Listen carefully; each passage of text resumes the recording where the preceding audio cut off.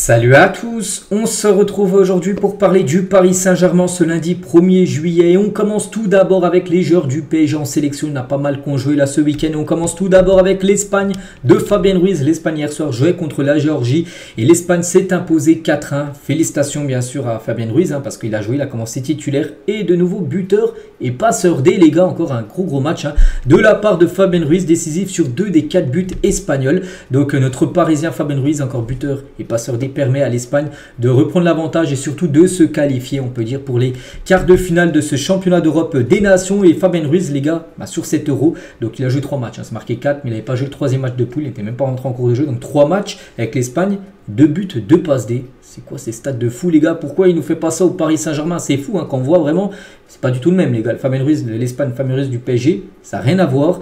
On l'a pu peut-être voir 1 ou 2 matchs au PSG, mais c'est très rare que là il le fait match après match avec la sélection espagnole. C'est un élément indispensable du côté de Luis de la Pena Fuente, je sais plus comment il s'appelle, le sélectionneur espagnol, la Fuente je crois. Donc voilà, incroyable. Regardez les gars, c'est 4 matchs, enfin les 4 matchs, bon les 3 qu'il a pu jouer. Hier, une note de 9.1 sur 10, le 8.3 et la 8.9. Chaque fois quasiment décisif, là, un but, une passe D. Là, pareil contre la Croatie, un but, une passe D. Contre l'Italie, bon, ni buteur, ni passeur D, mais son équipe s'est imposée. Incroyable. Et surtout, si on compare, les gars, ces stats qu'il a eu cette saison avec le PSG en Ligue 1. En Ligue 1, c'est 21 matchs. C'est 1 but, 3 passes D. Là, l'Euro, il a joué 3 matchs, 2 buts, 2 passes D. Donc, il a déjà des meilleurs stats décisifs 4 fois que là, 4 fois pareil. Mais là, en 3 matchs, et là, on parle de 21 matchs. 18 matchs de plus. Voilà, il faut qu'il soit pareil, bien sûr, au Paris Saint-Germain. Ce serait incroyable d'avoir Vitinha et lui, parce que quand il a un niveau comme ça, il est exceptionnel. Et concernant son futur, les gars, Fabien Ruiz n'est pas dans la liste des joueurs transférables. Il restera donc au PSG sauf en cas d'offre significative. En gros, c'est-à-dire c'est une offre que tu ne peux pas refuser. C'est vrai que là, peut-être des clubs vont s'intéresser bien sûr à Fabien Ruiz, pourrait proposer beaucoup d'argent. Après, voilà, au PSG, on se dire, est-ce qu'il faut le garder? Est-ce qu'il peut nous refaire ce qu'il fait avec l'Espagne, avec le PSG? Ou est-ce qu'il faut le vendre au plus haut de sa valeur marchande? Parce que là, bien sûr, sa valeur marchande monte après 1 euro qu'il est en train de faire.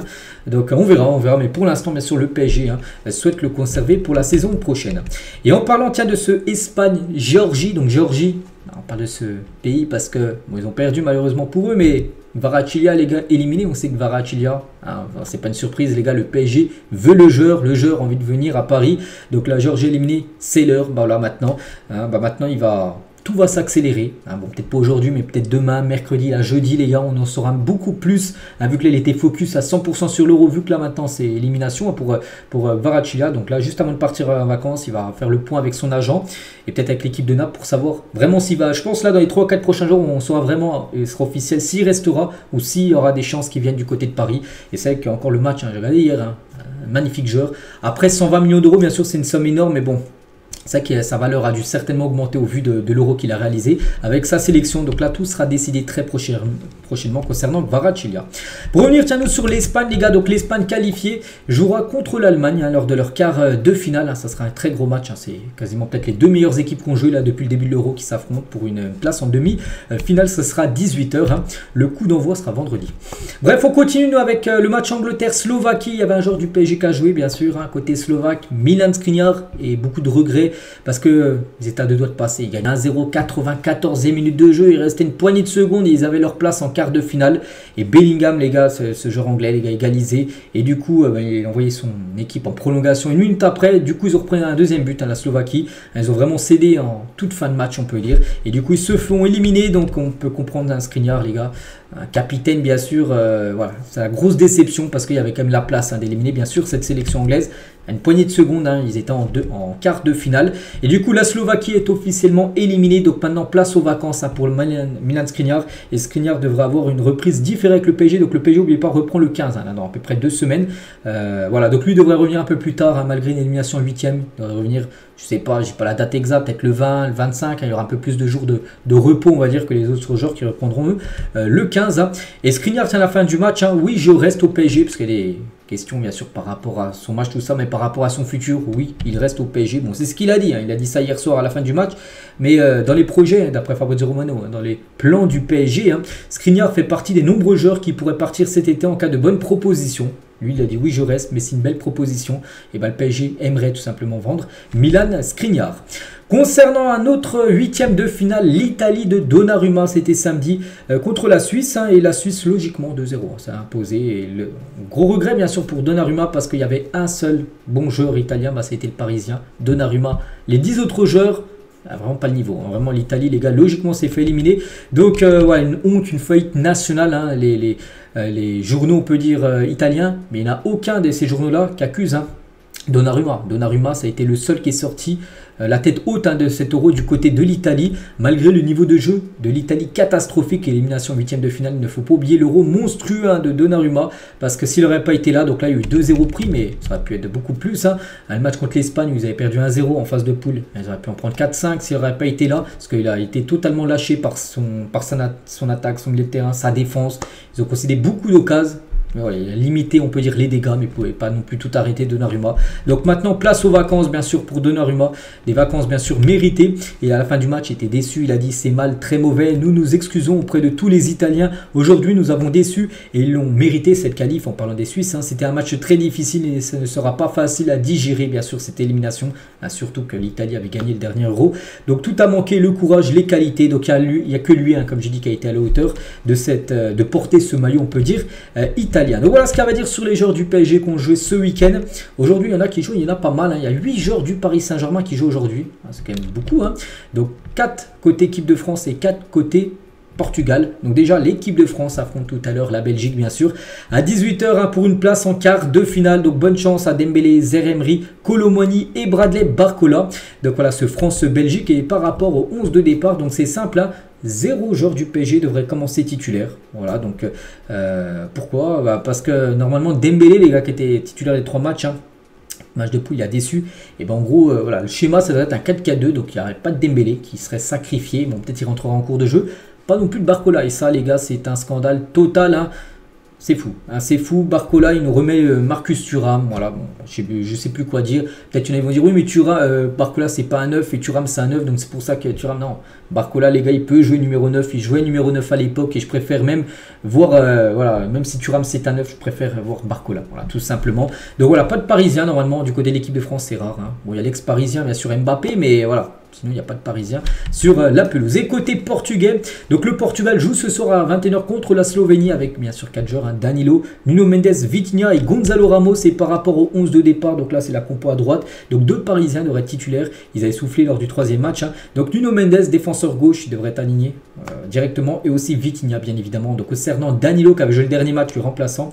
Et Gonzalo Ramos aussi devrait commencer normalement sur le banc. Enfin, s'il n'y a pas de surprise de la compo de départ. Et un spécialiste de la Seleção sur Vitinha. La saison de Vitinha avec le PSG, c'est la clé. Il dégageait une telle confiance en club grâce à Luis Enrique qu'en arrivant au dernier rassemblement, le sélectionneur n'avait pas d'autre choix que de le lancer. Parce qu'avant, il n'était pas titulaire du côté du Portugal. Mais là, vu la saison qu'il a fait, il n'avait pas le choix. Martinez, le coach du Portugal, était obligé. Ça aurait été un scandale de ne pas le mettre titulaire au vu de la saison qu'il avait fait du côté de Paris. La sœur de Vitinha, tiens, au journal Le Parisien, de la famille, on est tous très heureux pour Vitor et bien sûr fiers qu'il soit une option dans une équipe qui a d'immenses talents. Pour nous, ce n'est pas une surprise compte tenu du travail qui a été fait pour atteindre cet objectif d'évoluer bien sûr avec le Portugal. Il évolue toujours avec le spécialiste pour revenir sur lui, donc il évolue un peu plus haut qu'au PSG. Il a retrouvé ce poste entre le 6 et le 8 où il excellait à Porto, il était énorme. Il prend tellement de responsabilités qu'on le voit se projeter très haut ou défendre assez bas, il a passé un cap. Il y a des joueurs des fois qui stagnent tout au long de leur carrière et il y a des joueurs qui passent des caps, des tremplins. Et lui, on a pu voir vraiment qu'il a passé un cap depuis son arrivée il y a 2 ans.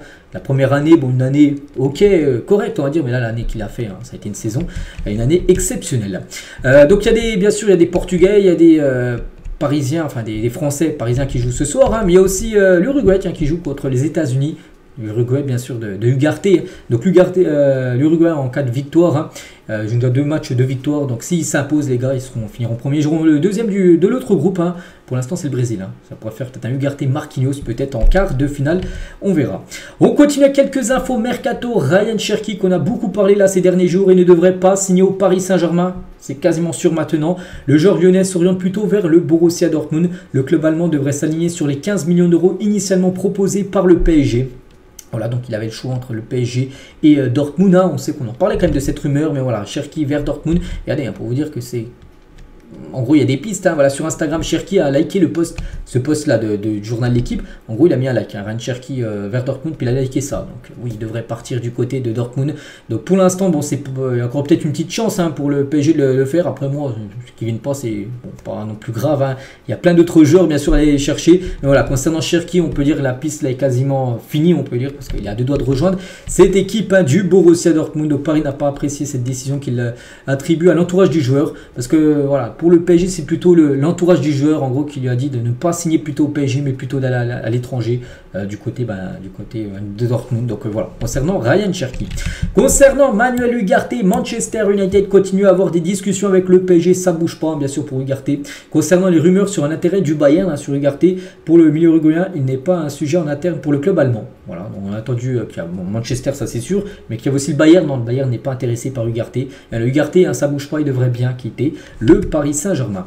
Fabrizio Romano, sur une interview sur YouTube, il a dit Anthony Gordon a été proposé au PSG. Voilà, il a été proposé, son agent a proposé le joueur au Paris Saint-Germain, mais le Paris Saint-Germain a d'autres priorités pour le moment. Hein, donc oui, c'est un bon joueur. Après, voilà, il y a plein de joueurs, plein d'agents, parce que les agents, ils proposent bien sûr leurs joueurs à des clubs pour essayer de faire des transferts et ils touchent des commissions. Le PSG n'est pas intéressé, tout simplement, par Anthony Gordon. Concernant Arnaud Tenas, hein, le PSG va laisser le gardien espagnol participer au JO. C'est que le PSG, par exemple, des joueurs comme Zeremri, ils ne veulent pas hein, qu'il participe au JO. Mais lui, les gars, il pourrait aller jouer les Jeux Olympiques tout simplement avec la sélection espagnole espoir. Et voilà, le PSG, concernant pour revenir sur Zeremri, continue de fermer la porte à une participation au JO pour Ryan Zeremri. Même une élimination face à la Belgique tout à l'heure ne changerait pas la décision du club. Parce que, par exemple, si ce soir, j'espère pas, la France fait éliminer, il joue pas encore, il n'aura pas joué 1 minute, 0 minute. Donc on se dit oui, il aurait pu jouer les Jeux Olympiques vu qu'il n'avait pas joué l'Euro. Donc voilà, c'est pas trop 1 minute en plus pour lui. Non, voilà, même peu importe le résultat ce soir, les gars, il ne fera pas les Jeux Olympiques.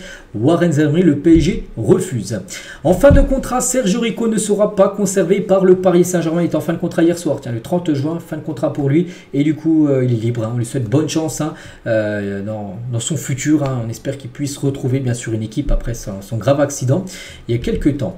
Et on finit les gars aujourd'hui avec Kylian Mbappé. Nous sommes aujourd'hui le 1er juillet 2024 et depuis, depuis hier, enfin depuis ce matin minuit en gros, Mbappé n'appartient plus au PSG parce que hier il appartenait encore au PSG, il a un contrat jusqu'au 30 juin, il est arrivé juillet, août, je ne sais plus exactement, 2017. Donc voilà, c'est fini maintenant officiellement, il n'y a plus de contrat pour Mbappé qui a rejoint bien sûr maintenant son nouveau club espagnol. Donc voilà les gars, tout ce qu'il y a à dire, j'espère que ça vous a plu, on se retrouve demain mardi pour le prochain numéro, je vous souhaite une très bonne journée et à demain.